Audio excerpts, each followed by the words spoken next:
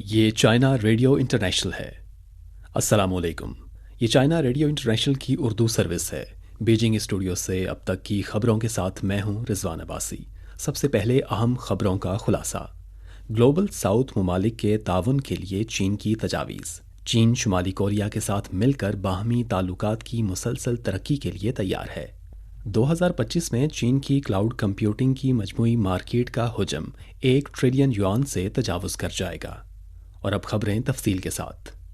چین کی communist party کی مرکزی کمیٹی کے خارجہ امور کمیشن کے دفتر کے ڈائریکٹر وانگ جی نے 25 تاریخ کو جوہانسبرگ میں برکس کے قومی سلامتی کے اعلیٰ نمائندوں کے اجلاس میں گلوبل ساؤتھ ممالک کے درمیان تعاون کو مضبوط بنانے کے لیے 4 نکاتی تجویز پیش کی۔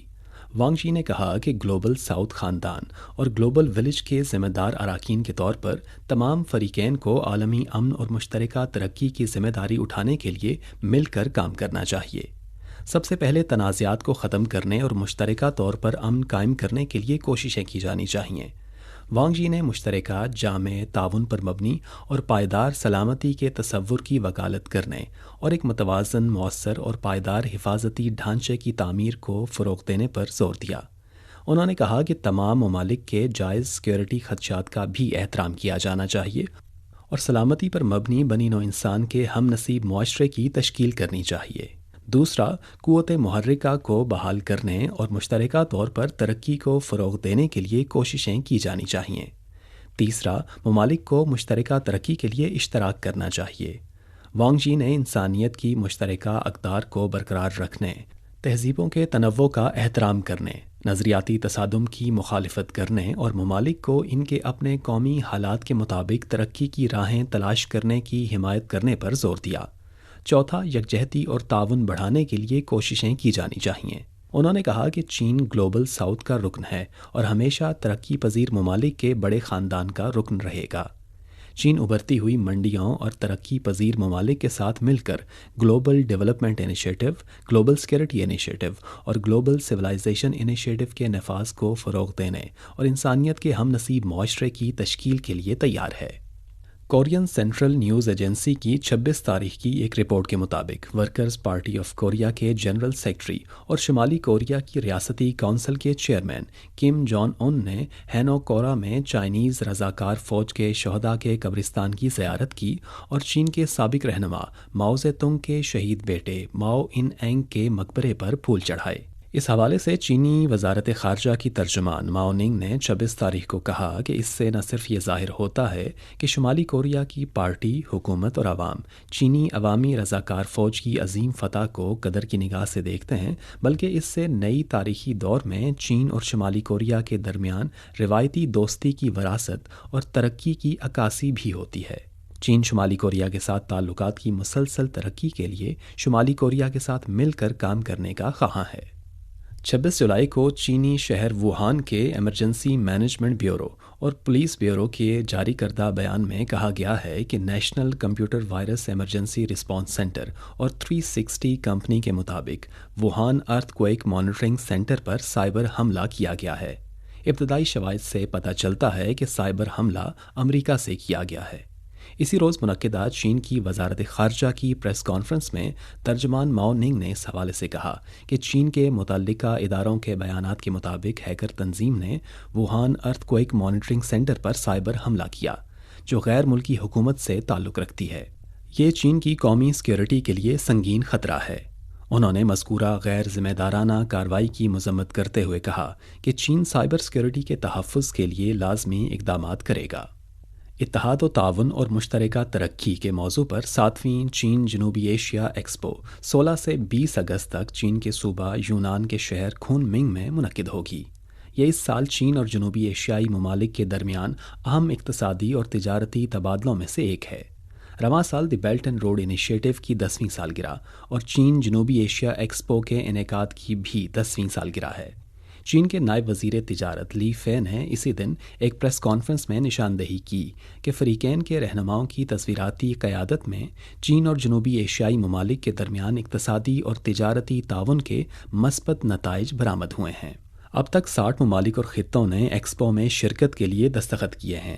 جس سے جنوبی ایشیائی، جنوب مشرقی ایشیائی ممالک اور RCEP کے رکن ممالک کی مکمل شرکت ظاہر ہوتی ہے۔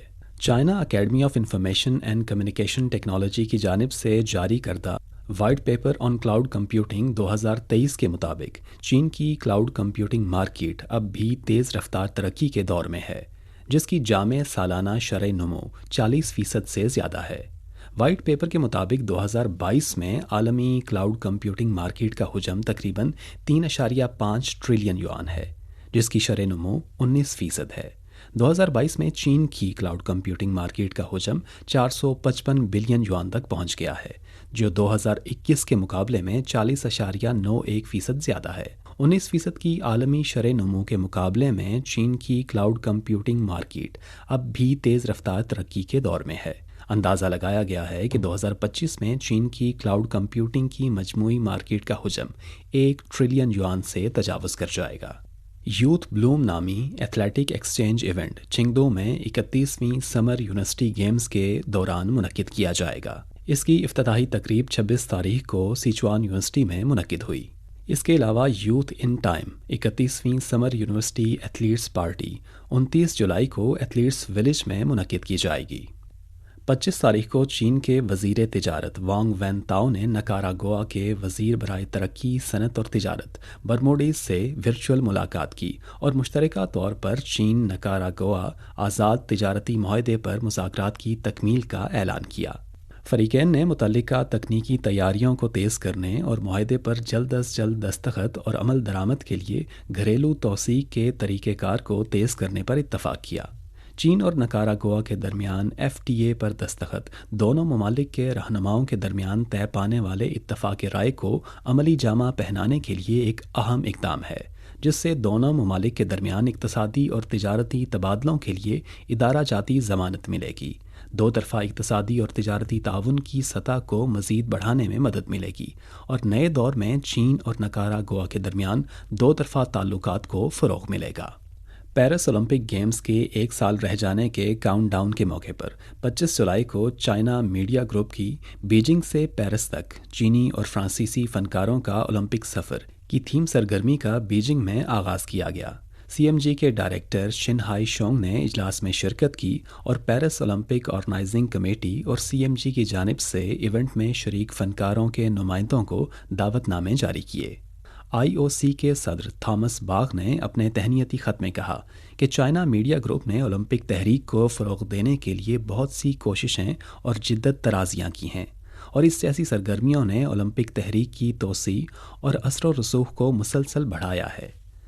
25 جولائی کو افغان عبوری حکومت کی قومی آفات سے نمٹنے اور انسانی امور کی وزارت کے ترجمان شفیع اللہ رحیمی نے اعلان کیا کہ 20 جولائی سے اب تک افغانستان کے متعدد صوبے سیلاب سے شدید متاثر ہوئے ہیں۔ سب سے زیادہ متاثرہ صوبوں میں وردک، کابل اور خوست سمیت دیگر کئی صوبے شامل ہیں۔ سیلاب سے پیدا ہونے والی صورتحال کے نتیجے میں مجموعی طور پر 140 افراد ہلاک اور 57 زخمی ہوئے ہیں۔ رواں سال مئی میں ایشین کلیئرنگ یونین نامی ایک بین الاقوامی تنظیم نے تہران میں ایک سربراہ اجلاس میں کہا تھا کہ وہ سوئفٹ سسٹم کے متبادل کے طور پر سرحد پار مالیاتی تصفیے کا ایک نیا نظام متعارف کرائے گی۔ 1974 میں قائم ہونے والی ایشین کلیئرنگ یونین ایک علاقائی کثیر الجہتی تجارتی کلیئرنگ ادارہ ہے جس کا سیکریٹریٹ تہران میں قائم ہے۔ تنظیم کے 9 رکن ممالک ایران، پاکستان، بھارت، سری لنکا، بنگلہ دیش، نیپال، میانمار، بھوٹان اور مالدیپ ہیں۔ ایشین کلیئرنگ یونین کے وائس چیئرمین اور ایران کے مرکزی بینک کے ڈپٹی گورنر محسن کریمی نے کہا کہ اتحاد کا مقصد قومی کرنسی کے زیادہ سے زیادہ استعمال یعنی بین الاقوامی کرنسی پر انحصار اور طلب کو کم کرنا ہے تاکہ رکن ممالک اور علاقائی معیشت کو پہنچنے والے نقصان کو کم کیا جا سکے۔ ایران دو طرفہ تبادلوں میں ڈالر پر انحصار کم کرنے کے لیے ایشین کلیئرنگ الائنس کی صلاحیتوں کو استعمال کرنے کی کوشش کر رہا ہے جسے ہم ڈی ڈالرائزیشن کہتے ہیں۔ کریمی نے کہا کہ امریکہ کی جانب سے پابندیوں کا غلط استعمال، یک طرفہ اور تسلط پسندانہ پالیسیوں کے تعاقب نے بین الاقوامی برادری پر بہت سے نقصانات اور منفی اثرات مرتب کیے ہیں، لہٰذا بہت سے ممالک کے پاس ڈی ڈالرائز کرنے اور امریکی پابندیوں سے بچنے کا اصل محرک ہے۔ یہ تھیں چائنا ریڈیو انٹرنیشنل کی اردو سروس سے اب تک کی اہم خبریں۔ رضوان عباسی کو اجازت دیجیے، مزید خبروں کے لیے